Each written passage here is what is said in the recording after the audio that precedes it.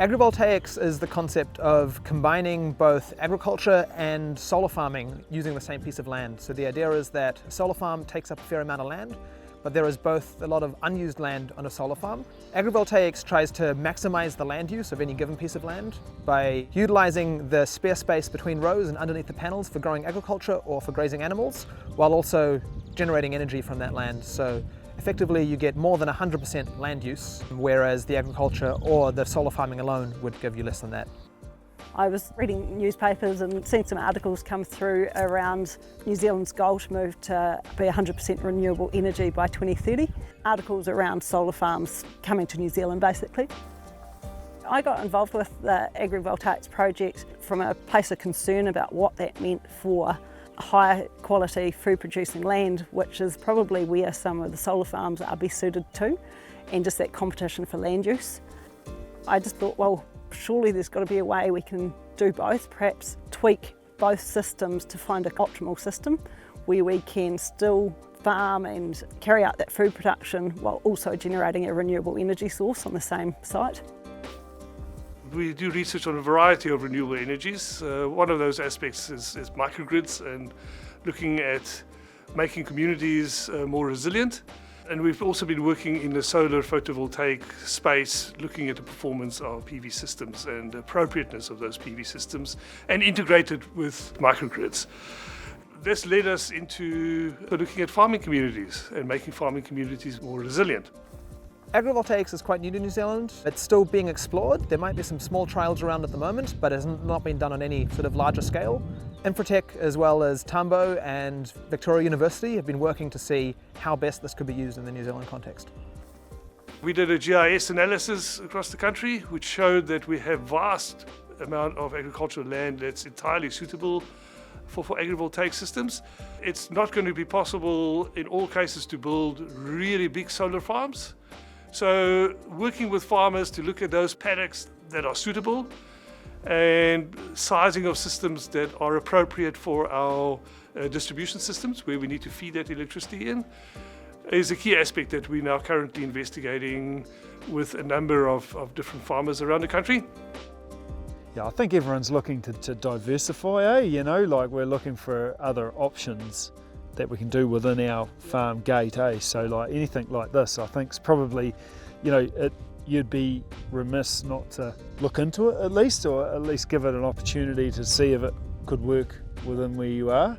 But if it doesn't impact your day-to-day farming or business, then go for gold, I reckon, yeah. Livestock, because of their mobile grazing nature, are potentially a good fit with solar panels because they won't leave anything to waste. In the Aotearoa district, we've got a number of communities that are at the end of single electricity cables, and those communities are developing all the time. More lifestylers moving into some of those communities. You start adding EVs into the equation, and the lines companies have got some real problems. They recognise those problems, and that's some of the conversations that we've been having with them. Agrivoltaics, you need a really good level of planning, and planning around how to fix the environment, how to fix the farming activities, and also how to fix the wider community. And that's both the visual look of it, but also the impact it can have in terms of bringing additional and alternative revenue to farmers. I think agrivoltaics has huge potential in New Zealand. New Zealand is a country where a lot of the flat land that's really well suited for solar is currently used for agriculture. So there's a natural conflict there between what do we want to use the land for. Agrivoltaics sort of avoids that conflict entirely by saying let's do both. So I think there's massive potential. I think we'll likely first see this taking off on smaller farms with small scale trials before it's moved to larger farms. I think it'll depend very much upon the farmer and what their priorities are on whether they want agrivoltaics on their farm. There's a bit of a conflict between the optimum commercial returns versus optimum land use, and whether they value a diversity of different income streams and different revenue models on their solar farm or agrivoltaic farm, or whether they're just looking to optimize financially. And so that sort of leads you down different technical solutions as well. I think farmers recognise that there is going to be this movement to renewable energy, and there's a lot of farmers who are open to exploring the opportunities that might bring for themselves and their communities. Obviously there are questions and concerns that need to be addressed, but the overall openness to the concept has been really positive. We see agrivoltaics as being a real opportunity for the farming community. As we know, our agricultural sector accounts for nearly 50% of our carbon emissions. And so there's been quite a lot of focus on our farming community in terms of how they can reduce the carbon footprint.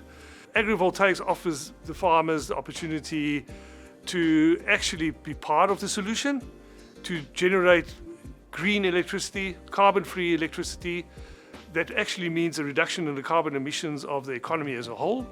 This potentially offsets any carbon that's associated with the normal operating practices of farmers. And so this is why we are quite excited to be working with farmers to be part of the solution for this just transition that we require for the economy.